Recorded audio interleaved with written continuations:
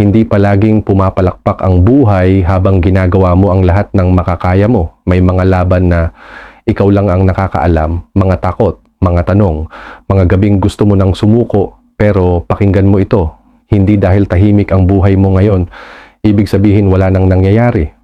Ang pag-unlad, tahimik, ang tibay ng loob, binubuo sa mga oras na mag-isa ka, at bawat hakbang mo, kahit mabagal, ay umuusad ka pa rin.